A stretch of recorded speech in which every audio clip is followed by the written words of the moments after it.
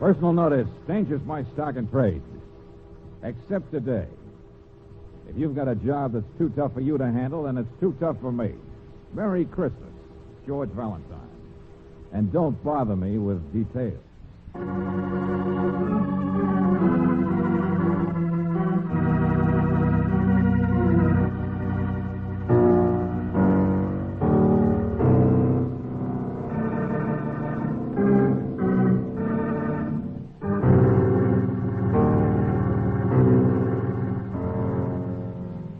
Standard Oil Company of California, on behalf of independent Chevron gas stations and standard stations throughout the West, invites you to Let George Do It.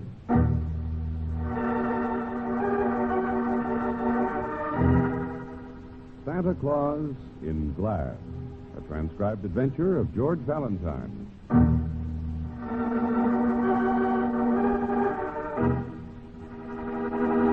Stabbed, I said. S-T-A-B-B-E-D.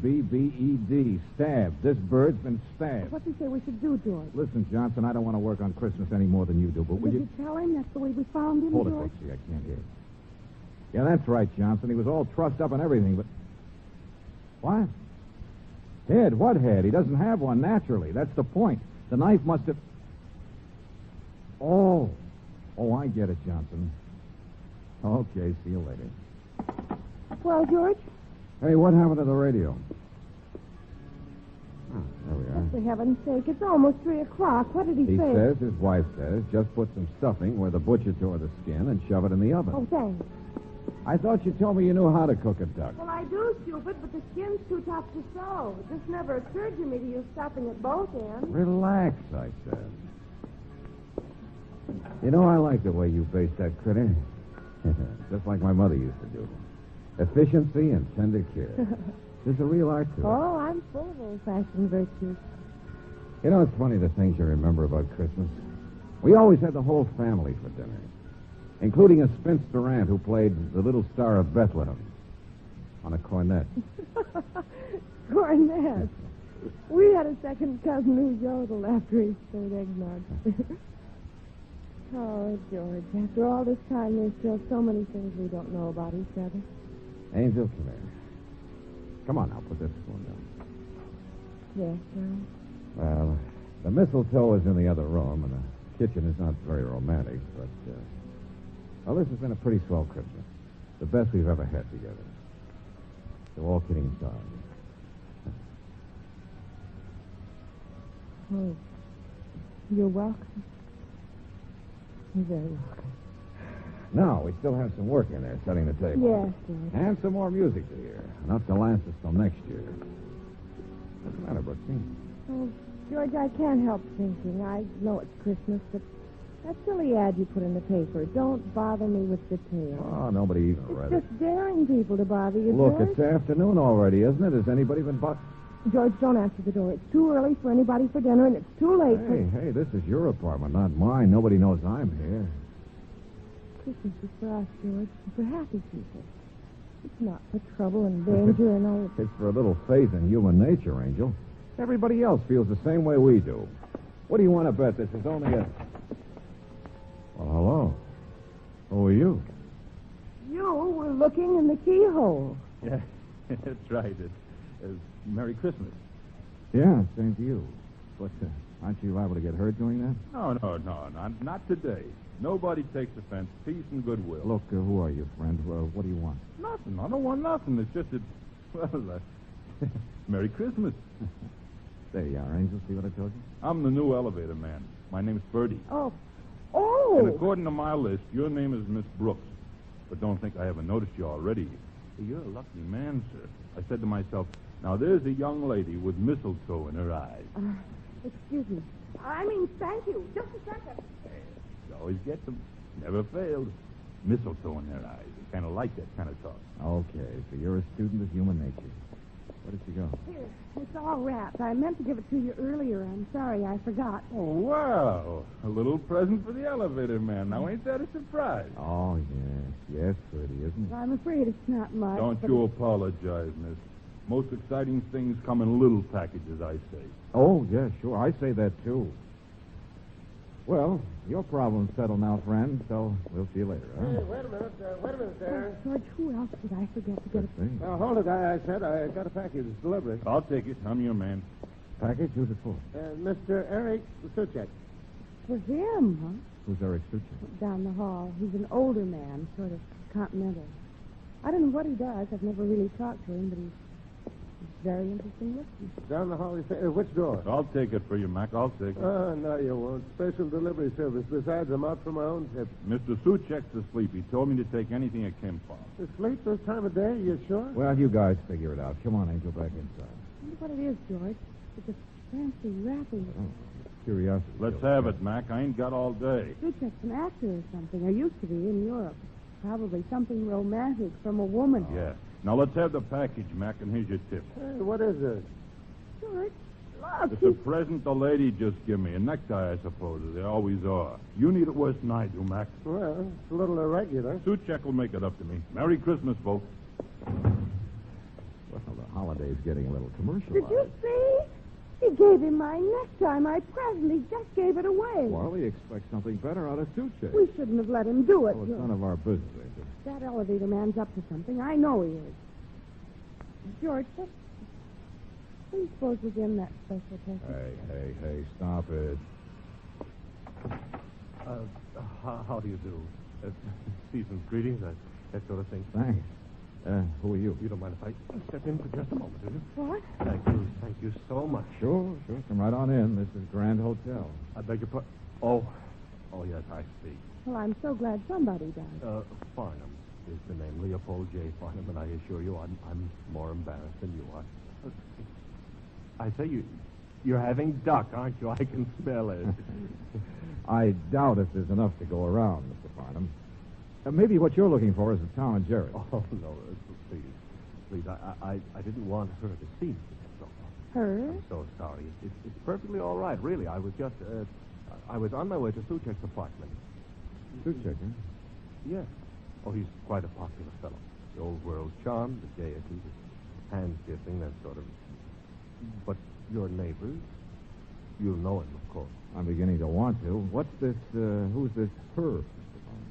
Oh, just someone I saw coming off the elevator. A little social faux pas, nothing more. I want to keep the day happy. She's gone down the hall now anyway, and I can slip to the stairs. But tell us why you wanted Much to... obliged, and I hope you enjoy that yacht.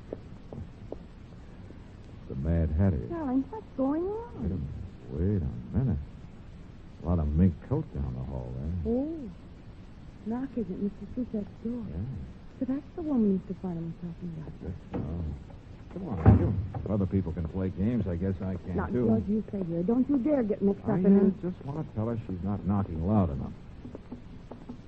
Eric. Oh, Eric. Excuse me, but I heard the elevator man say Mr. Suchek was still asleep. What? Who are you? This is Mr. Valentine, and I'm Claire Brooks. I live next door, you see. But asleep. After 3 o'clock. What went on here last night? A party? Oh, of course. The man with all the friends. The idol of the Dowager. Well, they were very quiet. I mean, I heard people leaving his apartment long before midnight. My apartment, you mean. But it would be decorous, wouldn't it? It is always so decorous. The model of behavior. Did you say your apartment? Of course it's mine. Quite a big one, you know. You don't think he could afford it, do you? I'm Mrs. Suchek. Mrs.? Or doesn't he tell his neighbors about his wife? Would it spoil that beautiful aura of tragic, unemployed European? Oh, you think I'm really nasty, don't you? I traveled a long way just to wish him Merry Christmas, that's all. And the roads from the country house are such a fright, such a dreadful... I just think you didn't knock loud enough. Mr. Suchek. Hey, Mr. Suchek, wake up. He's really a light sleeper. Mr. Suchek. George? Well, now, take it easy, both of you. But hurry up with the key, will you? Well, I've got it here someplace. I never use it except when I entertain in town once in a while myself. Such a big place, but he takes care of it for me. At least he does that. There, is that one the key? Oh, yes. Here.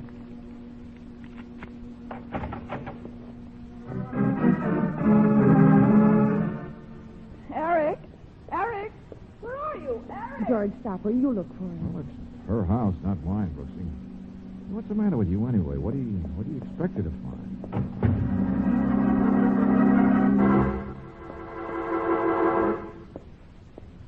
She's not here. Oh, Went out someplace. Okay, Mrs. Suchek, we'll just move She you was along. here an hour ago. Huh? I had my chauffeur phone to make sure. Had him pretend he was somebody else. Eric doesn't like to be surprised. But I was going to surprise him anyway. That's why I couldn't understand that sleeping business. funny he didn't wind the clock. What did you say? The clock had stopped last night, I guess. Milk is still on the back porch. Look, his clothes are here. Oh, he just went out someplace. What? His bed hasn't been slept in. Well, he went out last night, then. There's nothing to get all excited Oh, about. don't leave me. Please don't leave me. All right, Mrs. Suchek. What are you so nervous about? Why do you think something's wrong? Oh, it's Christmas. I don't want to be alone. Oh, I don't know why I didn't stay in the country. There's a wonderful party out there. 16 people for the weekend. And the roads are so frightful. I always give huge parties on Christmas. One of the nice things about inheriting a lot of money. Why worry about a husband you don't like, anyway? What? Oh. Why not? I never know what he's up to. My friends in town think he's wonderful and so charming, and he's always getting into confidential little deals with them. My friends, mind you, not his. All so rich, and he just loves rich people. All right, let's get off the subject. Turn on the radio. Listen.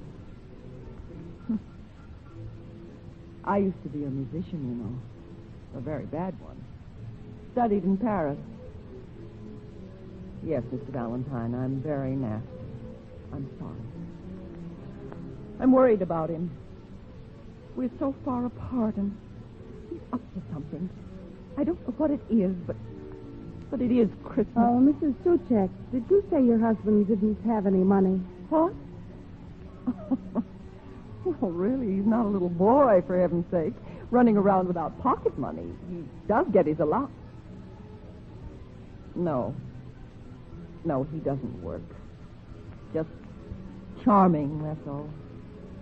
It was different 20 years ago. Over there, he was an actor. But then they closed the theaters in Europe. You can't live on pride forever, can you?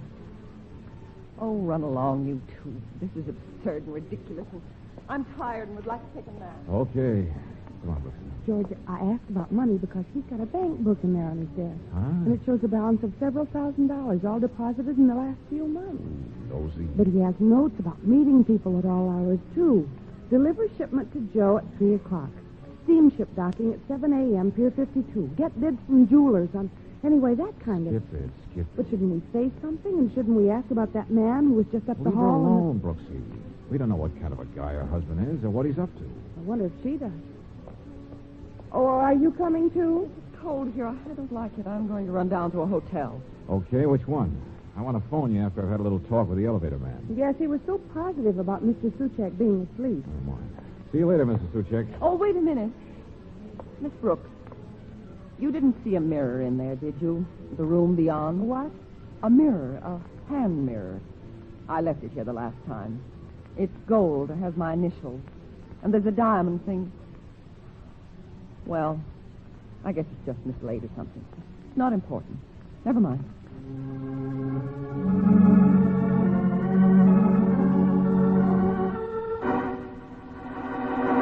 George. Hey, what's the matter with you, friend? Nothing. I'm all right. Pretty, you were just We lying checked there. both elevators, couldn't I'm find fine, I tell But you. look at your room, all your presents. Leave me are- alone. And thank you. Merry Christmas. you. Oh, yeah, very merry one. Buster, who hit you? Nobody. You didn't catch that mouse with cheese. Nobody. I told you I'm all right. Leave me alone. Oh, yes, and nothing's going on today, and I suppose Mr. Suchek is fine, too. Your big operator friend who sleeps says you. I didn't do nothing and nobody hit me. All these presents. But where's that package of Suchek's, the one you took delivery for? George, it's not here, is it? That's why somebody hit you, Ferdy? I don't know a thing. And I'm sick of this job anyway, so goodbye and Happy New Year. Oh, George, what's going on? What is it? He's not sick of this job. He's just got an angle on a better one. Come on, back up to the lobby. Angle. Everybody's got an angle. But you were right. Somebody must have taken a suit check package away from him, Brooksie. What the heck kind of a thing this is? Excuse me, Mac. Okay, don't mention. Hey, wait a second. You live around here? Know where I can find a guy named Suchek? They got a package for him. Oh, no, not another Let me one. see. Sorry, it's insured. Well, I could take it for him. George. This ain't no Christmas present, buddy. It's from Holland, insured for $5,000. Just tell me what... He's not at home. There's you. I got a phone number on him. I'll find out. And you look so trustworthy. Well, we're telling the truth. He's really not. I know, lady. Just give me the package. What do you think this badge and gun is for unless it... Hello. Yes. Hello. Not at home, huh? George. What number did you dial? Armored delivery, Mr. Suchek. Oh, yeah, I was expecting you to call. You have a shipment for me. Number upstairs. What do you think, wise guy? Well, there's no apartment number, Mr. Suchek, so if you'll just tell... I don't want it, please. I don't want that one. Not today. It's marked special. I'm sorry. I am home, but you'll have to wait delivery until tomorrow, please. Okay, sir. Not at home. The things people will pull. And on Christmas, too. George, we were just upstairs. He's not there. Quite an operator, suit check for a man with no dough, no job, just a lot of connections through his wife. $5,000 packages. I don't blame Ferdy for getting interested. One of the packages is missing. Yeah. Let's go see this mighty man. Find out what he is up to behind his wife's back. See him, but he's Double not... phone, Angel. It's simple. That's why she thought he was home, too. Her chauffeur phoned earlier, remember? Double phone? Yeah, like some doctors have. A special service. Same number in two places. And he doesn't want people to know. Well, George, it sounds to me more like a double life. Uh-huh. And one of them's not so good.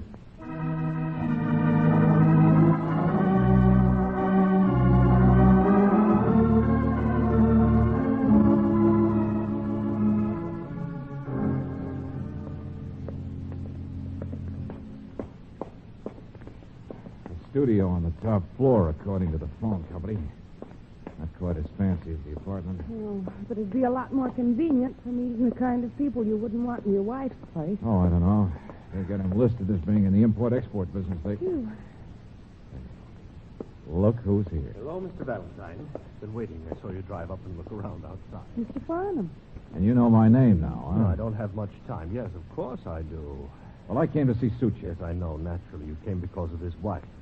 She's a strange woman, but you decided she's unhappy and upset about her husband, and you wanted to help her. You know everything. I've also found out you by way of being a detective. I assure you, I've hired plenty of them myself in the past few weeks. So I thought you might respond to a Christmas present. $100 bill? Now, I can prove to you that I am perfectly honest. It's more than we can say for Suche, don't you think? You didn't act like it. The way you ducked to avoid her. It's not very easy for a man who's in love with a woman whose husband... Well, anyway... You mean you and Mr. Oh, yes. Of course. She was with me here just now to talk to one of the boarders in this place and to one of my detectives. Just now. Look, Farnham, what are you up to? She's going to meet me at the train, and I don't want to keep her waiting. Detectives watching Suchek? Those packages of his, this double phone?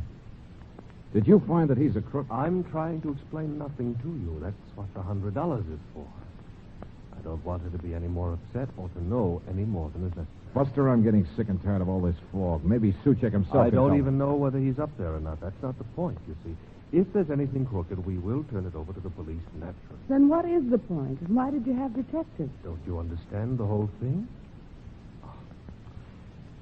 Rich, proud woman who wouldn't divorce her husband because, in spite of everything else, he was so desperate. Well, but why that phone? Why these surreptitious visits here? Flowers and wine and perfume. Now, good heavens, you weren't born yesterday, were you? You hear that?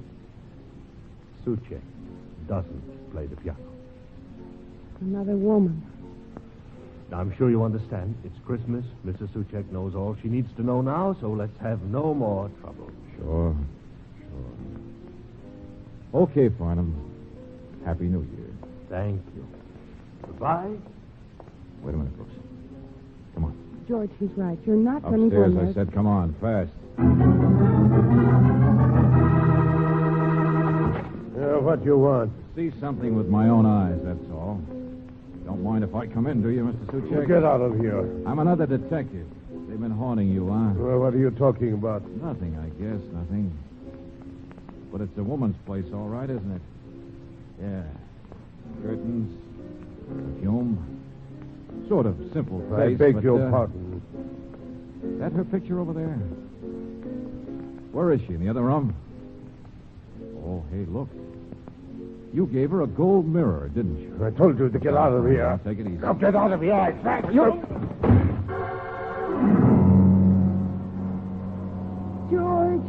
George, you idiot. Going in Never there and mind, getting never it. mind. I'm all right. Come on, find me a phone. We're going home. Not until I've got Johnson to pick up that woman.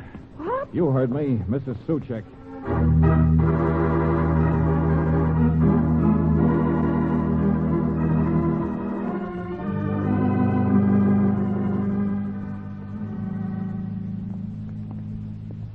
I had a lot of trouble, Mr. Valentine. I got her off the train all right, but the lieutenant says she can sue our shirts off. Thanks for bringing her here to Miss Brooks' apartment so fast, sir.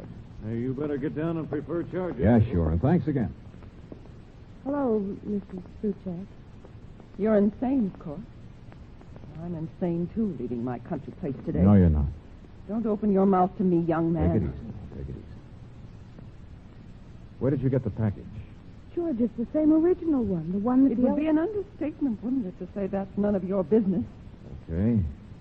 Mr. Farnham gave it to you. How helpful. Now, will you please explain At least what... he's the only one who was around here to have known that Ferdy, the elevator man, had it. What? Now, that's past history, not important. You're quite a guy, your friend Farnham. You meet up with some choice men. Mr. Valentine, I really think you are insane. I haven't the slightest idea of what on earth you I noticed think you before that package has no return address on it. Also pretty fancy wrapping. Now, a member of a family never thinks of a return address. Of course, you've got it again, so what is it? Your Christmas present to your husband? Like a bomb, maybe? Mr. Valentine, we used to be very happy until I became wealthy. Until he became worthless. I know. Like a fish out of water. Both of you. Living high, wide, and handsome. Let's unwrap Huh? it, lady. Oh. Yes, me. Been waiting for you to get back, Valentine. I thought you'd figure it out. Thanks, Ferdy. But is that gun necessary? Yeah. I want the package, lady. No. Give, lady. Buster, you're not a very bright man. All day you've been out for a fast buck. Well, this isn't it. Is that so? Give that back. Mrs. Suchek, I'll have to admit I'm a little curious myself. That's more like it. Here we are. A Santa Claus. How about that? Paint salt shit. Looks European. Glass. A glass Santa Claus. Well, Mrs. Suchek, I was curious, too. But more about the way you and your husband apparently treated each other. You can't live on pride forever, you said. I don't want to talk about my husband. I know. And Farnham took you over there, and some boarder gave you the gossip. Some detective who'd watched your husband sneak in there once in a while on holidays. And I went over myself, and I heard a phonograph record playing piano music. You used to play the piano, didn't you? Studying music in Paris? George, it was a phonograph? That's what first tipped me. Noel is a French carol, isn't it? What are you talking about? About how Christmas isn't for trouble or danger. That's what you think. Oh, you'll get out of this. Santa Claus is hollow, ain't it? What? They smuggle things in hollow things, don't they? Big operator like Suchek. Oh, he'll break it. Good night, stupid. Oh, grab it, George. Oh. I couldn't reach it in time. There's nothing in it, though, is there? There's not much in Ferdy anymore, either. Oh, no. Please, Mrs. Suchek, stop it. Sorry. Listen to me. Quick. Did Farnham produce a girl who lived in that studio today? I don't want to see her. I don't want to know who she... Would your husband give a mirror with your initials on it to somebody else? And that lush apartment of yours down the hall. He hates what that stands for as much as you do, doesn't he? Oh, but you've both got to be so proud. But I'll get back to that other place, the other woman. The secret, simple thing in his life he escapes to sometimes, because I saw it. Yeah, I barged in. But I didn't see her. You what? But I saw her picture, all right. Yeah, a lovely blonde girl. Her clothes are old-fashioned. There's a French taxi cab in the background.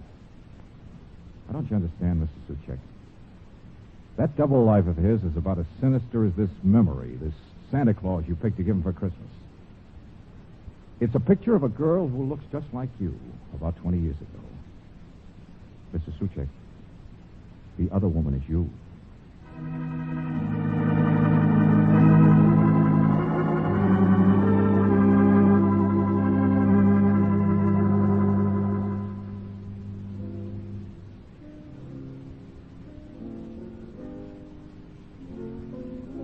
But, George, she's changed so much.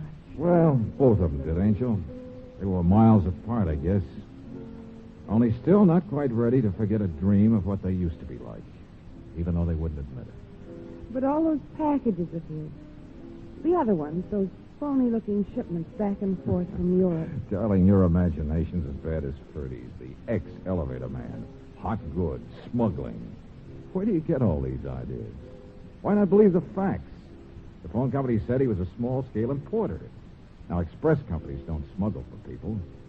A man could get a bank account from an honest business he was building up on the side.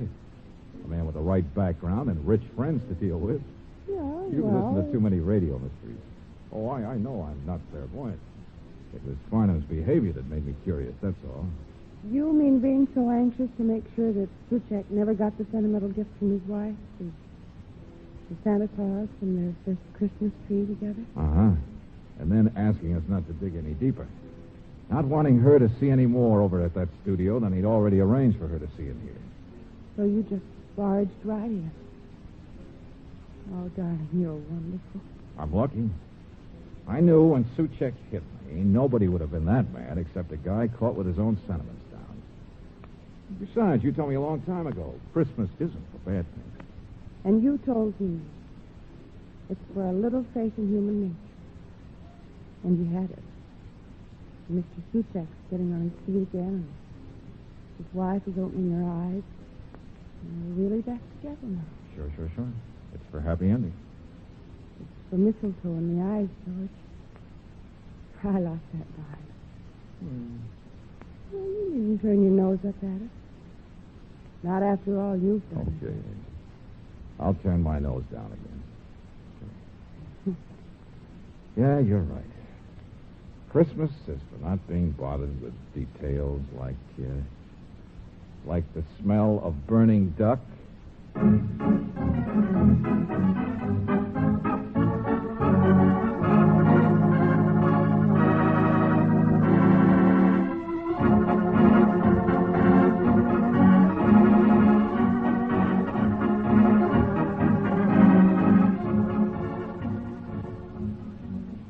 Merry Christmas, everybody. This is John Heaston, hoping that your Christmas Day was everything you wanted it to be.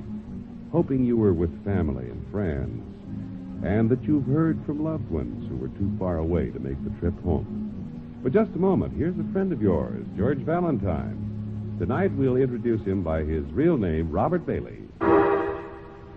Holiday greetings are not my stock in trade. But if you think the job's too tough for me, well, I have news for you. Friends, it's wonderful.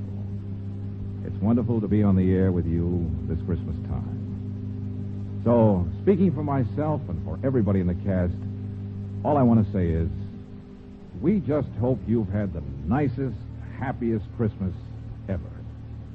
Now, here's a word from the sponsors of Let George Do It, from the Standard Oil Company of California, and from the men at independent Chevron gas stations and standard stations. Here's what the message says. This is the 4th Christmas time we've been on the air with you. So at this very special time, we feel we're talking to old friends when we say to all of you, heartiest Christmas greetings. And thank you for listening. Good night, friends. Be with you again next week.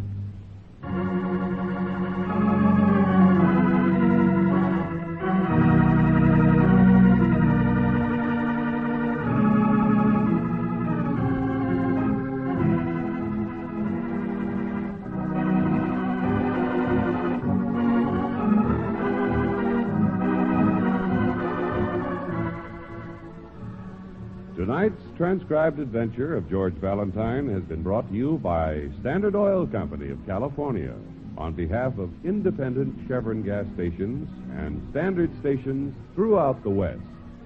Robert Bailey is starred as George, with Virginia Gregg as Brooksie. Let George Do It is written by David Victor and Jackson Gillis and directed by Don Clark.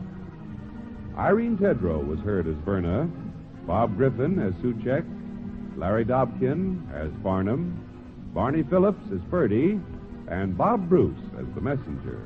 The music is composed and presented by Eddie Dunstetter. Your announcer, John Heaston. Listen again next week, same time, same station, to Let George Do It.